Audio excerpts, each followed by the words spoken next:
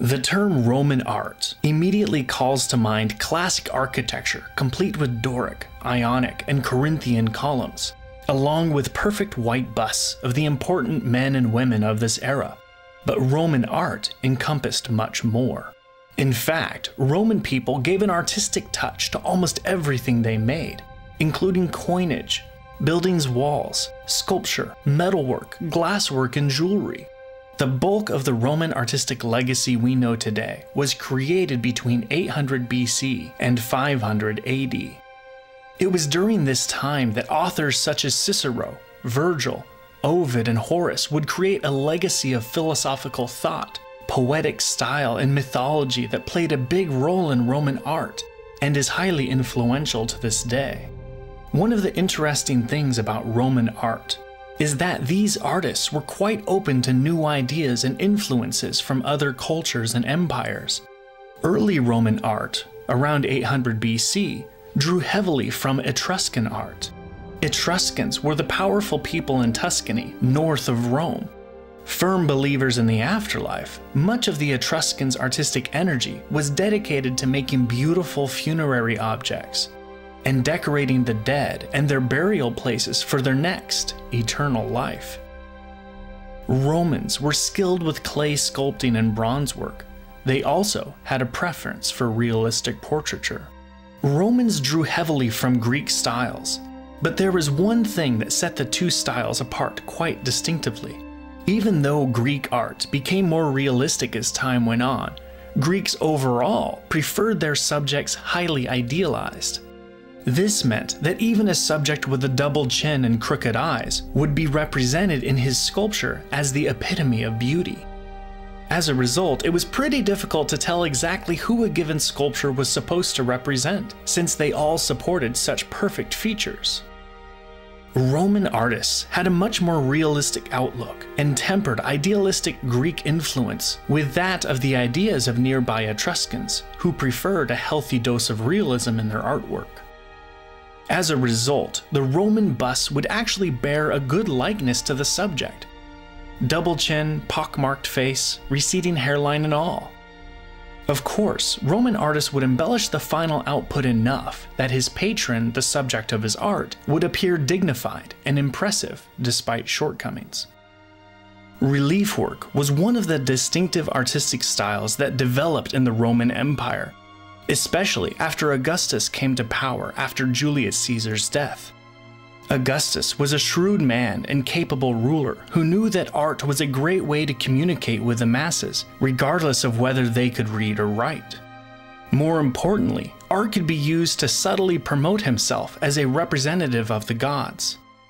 Augustus's divine right was illustrated in many reliefs depicting the ruler interacting with the gods of Roman mythology and asserting his power in memorable scenes of victory. These reliefs were common on temples and other public buildings in ancient Rome. In addition to reliefs on buildings, powerful Romans had their portraits and initials engraved onto coins. As well as expert sculptors, Romans were prolific architects, and by the middle of the 1st century, the first concrete revolution had occurred in Rome. The discovery of concrete made the widespread construction of arches, domes, and vaulted ceilings possible.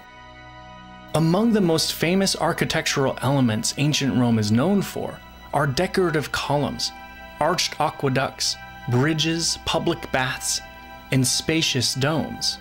The Pantheon features one of the most impressive domes in Rome. The Pantheon was commissioned by Emperor Hadrian to honor all Roman gods and was completed in 125 AD. Its dome was constructed with over 5,000 tons of concrete and measures 142 feet in diameter and 71 feet in height.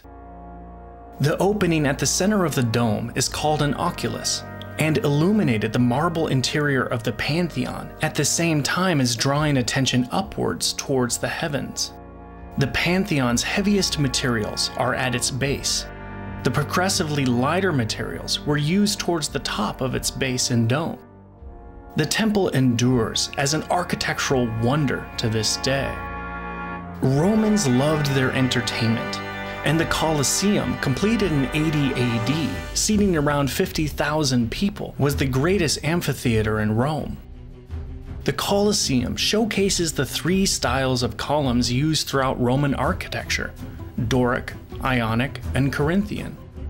Doric columns are the simplest variety.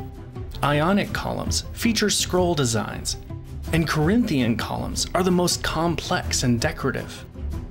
The Colosseum's second and third levels featured statues of gods and goddesses, standing under each impressive arch.